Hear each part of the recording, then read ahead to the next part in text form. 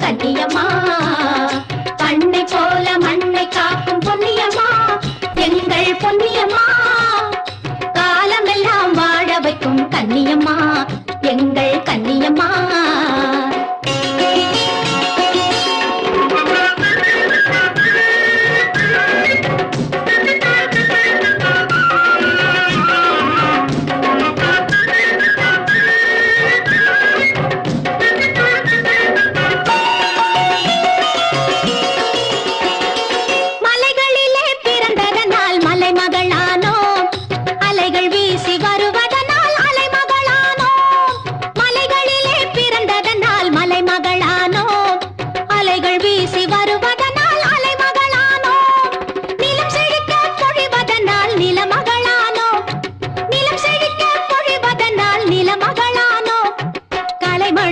செய்வதனால் கலைமகளானோம் கலைமணக்க செய்வதனால் கலைமகளானோம் கண்ணை போல மண்ணை காக்கும் பொன்னியம்மா எங்கள் பொன்னியம்மா காலமெல்லாம் வாழ வைக்கும் கண்ணியம்மா எங்கள் கண்ணியம்மா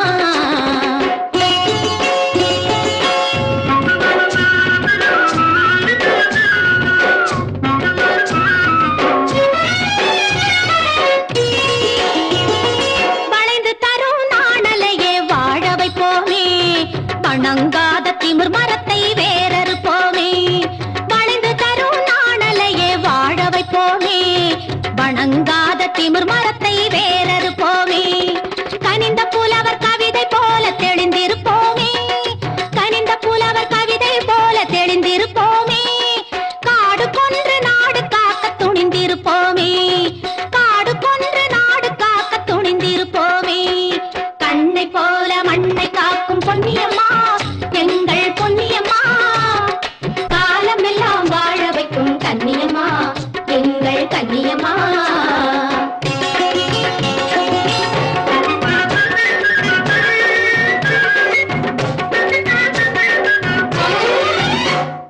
வேகம் வந்தால் வெள்ளமாக பொங்கி ஓடுவோம் வீம்பு வந்தால் ஊரை எல்லாம் மூழ்கச் செய்குவோம் வேகம் வந்தால் வெள்ளமாக பொங்கி ஓடுவோம் வீம்பு வந்தால் ஊரை எல்லாம் மூழ்கச் செய்குவோம் மோகம் வந்தால் நளினமாக கடலை போடுவோம் மோகம் வந்தால் நளினமாக கடலை போடுவோம் முனிவர் நம்மை வணங்குகின்ற பெருமை சூடுவோம் முனிவர் நம்மை வணங்குகின்ற பெருமை சூடுவோம் கண்ணை போல மண்ணை காக்கும் பொன்னியம்மா எங்கள் பொன்னியம்மா காலமெல்லாம் வாழ வைக்கும் கண்ணியம்மா எங்கள் கண்ணியம்மா பொன்னியம்மா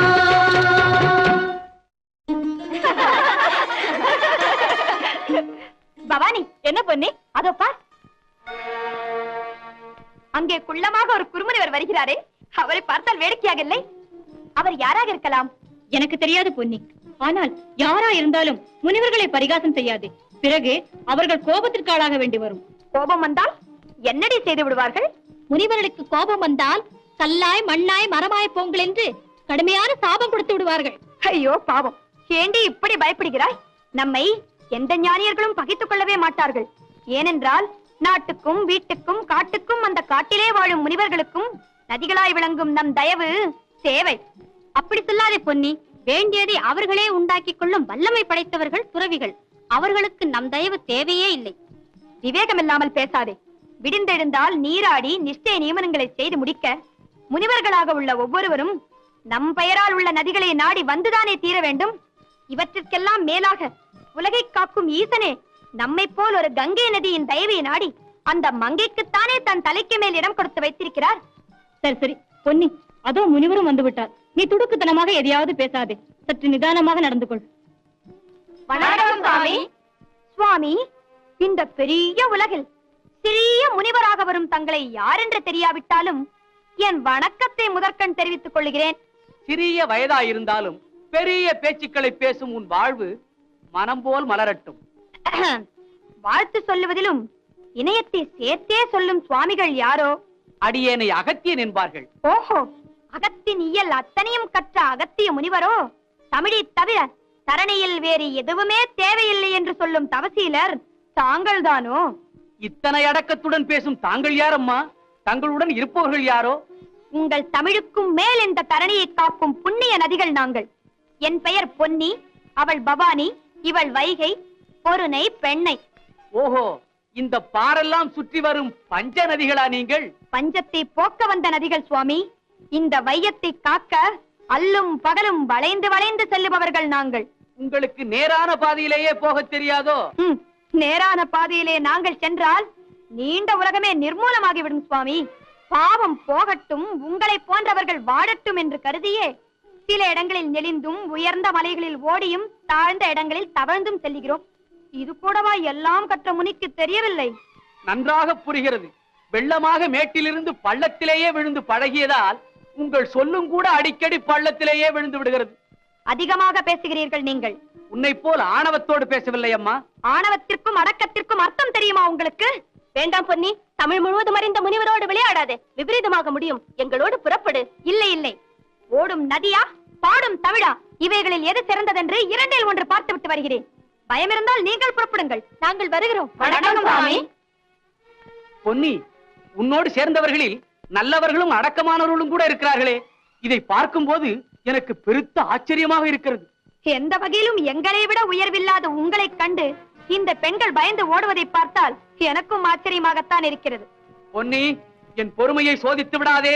உங்கள் ஆத்திரம் என்னை என்ன செய்து விட முடியும்? ஆண்டவன் அருளை கொண்டு என்னால் உன் ஆணவத்தையே அடக்கி விட முடியும். ஐயோ பாவம், நான் எடுத்து வைக்கும் ஒரு அடியை கூட உங்களால் நிறுத்த முடியாது. இனியும் அத்துமீறி பேசினால் நீ உலகத்தில் தலை காட்டவே முடியாது.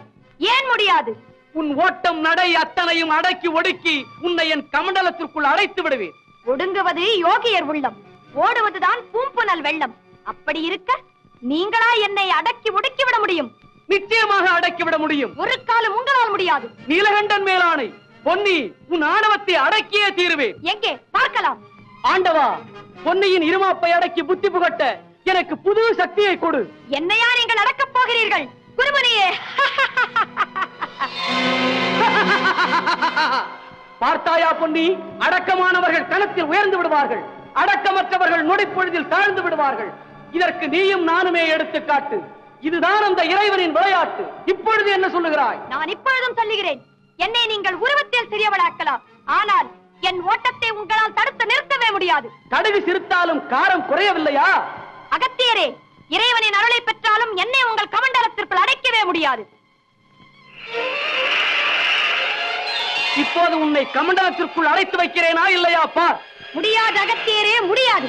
என் ஓட்டத்தையும் வேகத்தையும் உங்களால் ஒரு காலம் தடுத்து நிறுத்தவே முடியாது. பொன்னி, இப்போது பார் உன் நிலையை.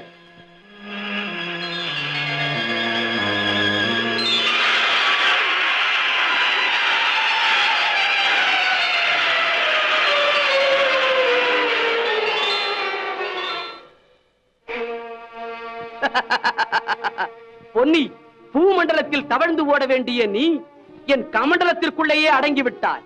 உன் அகந்தை நீங்கி அறிவு தெளியும் வரை இதற்குள்ளேயே இரு.